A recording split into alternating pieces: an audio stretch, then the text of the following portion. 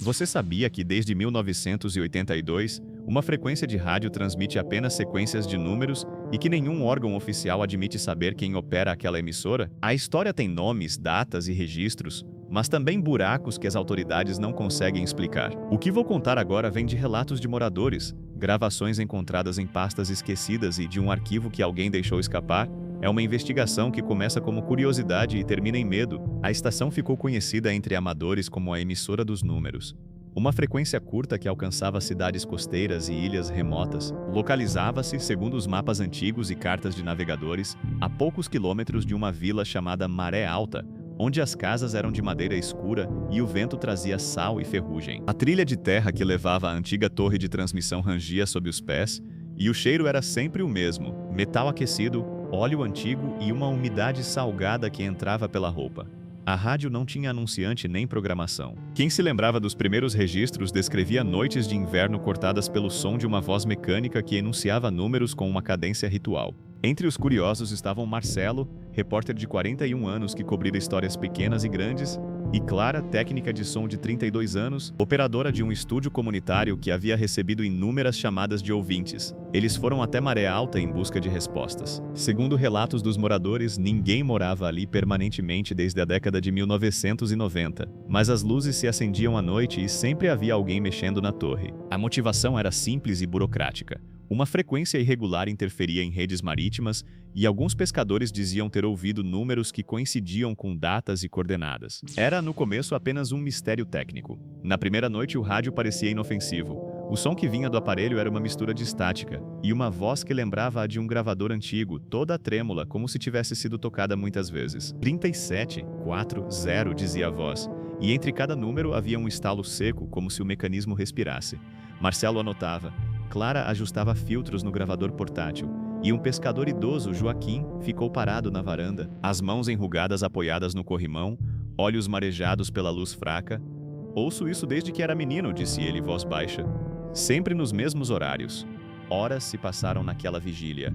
O vento trazia o sussurro das ondas e o som de gaivotas distantes. A temperatura dentro da sala de transmissão estava mais baixa do que fora. Uma sensação de frio que subia pela nuca e fazia o couro cabeludo arrepiarem. Tudo parecia explicável. O grupo riu nervosamente quando a gravação começou a falhar e a voz repetiu um trecho. "É só interferência", tentou racionalizar Marcelo, mas a negação durou pouco. Na madrugada seguinte, os sinais tornaram-se mais persistentes. Às 2h47 da madrugada, enquanto a vila parecia dormir, o transmissor lançou uma sequência que não se limitava a números isolados. Eram códigos com vírgulas implícitas, pausas que pareciam separar linhas de um poema cifrado. Clara sussurrou: "Isso não é rádio amador." O medo apertou o peito de todos como uma mão invisível. O terceiro sinal veio quando encontraram, atrás da torre de concreto, uma caixa metálica enterrada, coberta por algas secas e pequenos caranguejos mortos.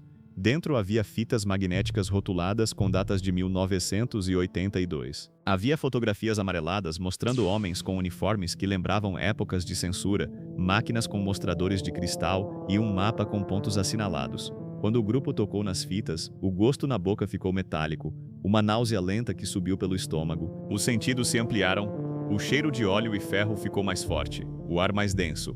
As paredes pareciam pulsar com um eco antigo. Um morador comentou em voz baixa: "Sempre achei que aquilo chamava alguém." Havia então um primeiro falso alívio. Um técnico da cidade vizinha veio, analisou os equipamentos, disse que eram aparatos antigos, de testes militares, e que alguém devia estar apenas fazendo experiências. Racional? Todos repetiram para si, até que a próxima gravação mostrou que a sequência de números correspondia a datas de desaparecimentos não registrados oficialmente. As fitas de 1982 contavam histórias em silêncio. As vozes das gravações eram semelhantes à que transmitia agora, mas havia algo mais. Entre os números, uma respiração humana, curta e urgente, como se alguém registrasse um código enquanto fugia. Dezembro de 1982 aparecia escrito em uma etiqueta com tinta que desbotara. 3 desaparecimentos naquela época afetaram famílias pequenas, e nos dados censitários havia suspeitas abafadas. Quando cruzaram as sequências numéricas com os arquivos de desaparecidos, descobriram que cada linha coincidia com um nome e um lugar, e que as coordenadas levavam a locais onde, segundo mapas antigos, havia cavernas inundadas e navios encalhados. A racionalização do começo se desfazera, a segunda noite trouxe vozes no meio da estática, sussurros que pareciam responder aos números, e o grupo deixou de ser apenas observador para se tornar parte do mistério. Alguém está falando de lá, disse Clara com a respiração contida. De onde? Marcelo não respondeu. O ar apertava o peito, o silêncio quando vinha era pesado e fazia doer os dentes como se a pressão mudasse. O terceiro sinal foi uma presença que não se via. Enquanto registravam mais fitas, ouviram passos no corredor de metal que levava à sala técnica. Passos pesados, molhados, que não pertenciam a nenhum de nós. Marcelo foi até a porta e viu apenas a luz da lua recortando a paisagem e a torre solitária. Voltou para dentro com a jaqueta encharcada de orvalho e disse: achei que era algum animal, mas havia marcas na parede, arranhões verticais como unhas que tentaram subir e não conseguiram, e uma mancha escura que lembrava sangue antigo. O desespero começou a se infiltrar nas decisões. Tentaram desligar o transmissor, a máquina roncou, protestou e no mesmo instante a voz na frequência mudou.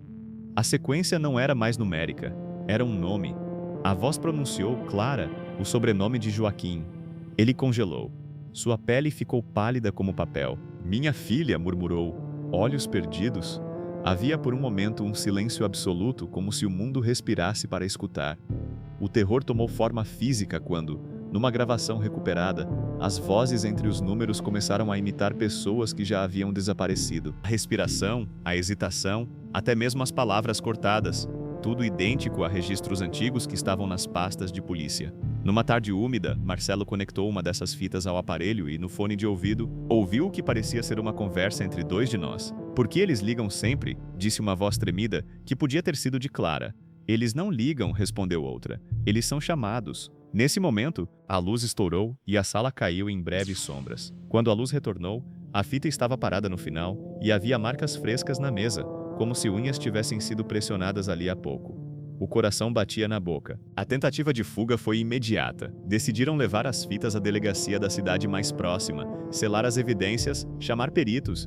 A estrada de volta parecia mais longa, e em cada curva o carro parecia ser observado por olhos que se escondiam na escuridão das árvores. Às vezes, no silêncio do veículo, um som baixo vinha do rádio interno, como se alguém continuasse a numerar ali dentro, contando segundos e vidas. O ápice daquilo que começou como curiosidade veio numa noite em que decidiram ficar e gravar tudo até o amanhecer.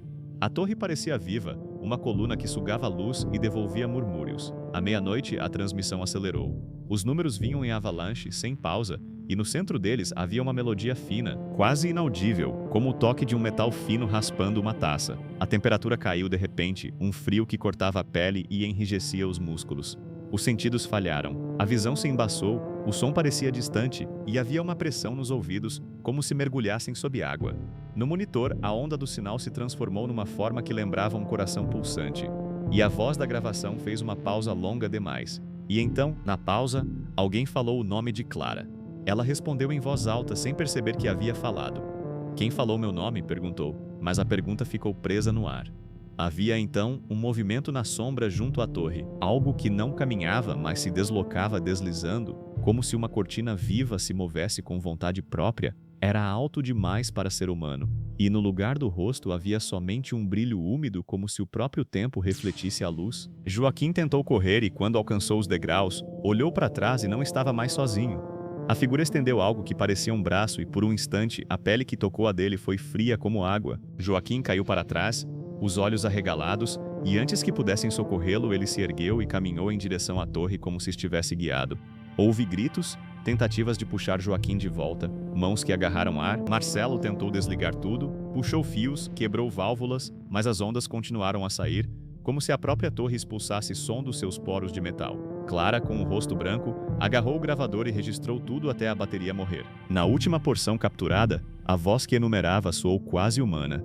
Quero que saibam onde sigam, onde enterramos. E então, silêncio. Dias depois, quando vasculharam a área, encontraram marcas de passos na lama que levavam até a orla e terminavam abruptamente na beira do mar, como se alguém tivesse se erguido e sido puxado por baixo d'água. Joaquim foi encontrado algumas semanas depois vagando por uma estrada distante, sem memória dos dias anteriores. Sem conseguir falar mais do que uma sequência numérica que repetia como um mantra, a investigação oficial, quando chegou, registrou o equipamento, catalogou as fitas e declarou que tudo indicava um projeto experimental de comunicação cifrada ou um teste militar antigo ativado por erro. Documentos foram classificados, depoimentos viraram relatórios técnicos e as famílias receberam notas frias, mas algo ficou fora dos arquivos. Uma pequena fotografia entre as pastas, com cantos cortados, mostrando a face de uma menina com olhos grandes e vazios, e na borda a tatuagem de um código composto por números que repetiam o padrão transmitido. A imagem não foi explicada, e quem a viu a colocou de volta na gaveta com as mãos tremendo. Anos depois, moradores ainda relatavam ouvir a rádio em noites de neblina, e algum poste da cidade brilhou com interferências que lembravam a melodia fina da torre. As fitas circulavam entre colecionadores de material estranho e versões copiadas mostravam uma degradação que parecia não ser apenas física, mas temporal. Ao reproduzir as gravações antigas, surgiam entre os números frases em línguas que ninguém reconhecia e suspiros que não pertenciam a nenhum aparelho conhecido. O que aconteceu depois é um amontoado de relatos contraditórios. Alguns dizem que as transmissões cessaram quando alguém conseguiu cortar a fonte, outros juram que a rádio encontrou novas vozes, novas vítimas. Houve quem seguisse coordenadas e encontrasse cavernas com inscrições que lembravam marcas antigas, e quem encontrou enterrado na areia um velho receptor com a tela estilhaçada ainda mostrando uma sequência. A única evidência concreta que restou para os que investigaram, formalmente foi um trecho de gravação, a última passagem onde a voz pareceu entender sua própria existência. Estamos ligando o que foi desligado. Contagem iniciada. Depois disso, nada que explicasse por quê. Em 1982, alguém começara a recitar números como se fosse um mapa de almas. O detalhe mais perturbador veio semanas depois, quando uma das fitas, a mais clara, foi analisada por um laboratório independente. No final da gravação, além da sequência numérica e do silêncio, havia uma sobreposição, um diálogo em trecho que parecia gravado na mesma hora, com duas vozes que discutiam um local e uma data já esquadrinhada nos arquivos. Uma delas disse com calma formal: "Se ela não responder, continuamos a transmitir até que alguém venha." A outra completou: "Não precisamos de alguém. A rádio chama." Até hoje, ninguém conseguiu explicar quem estava operando a torre nos dias de 1982 e por que as frequências continuaram a transmitir quando não havia operador aparente. Restaram fitas, fotografias, marcas na terra e a lembrança do frio que atravessava a pele como lâmina. E a pergunta que ninguém conseguiu responder é: se alguns estavam mortos desde 1982, quem era a voz que contava seus nomes e quem responde quando a emissora chama? E se algum dia você sintonizar uma frequência no meio da noite e ouvir números que parecem dizer o seu nome, não atenda.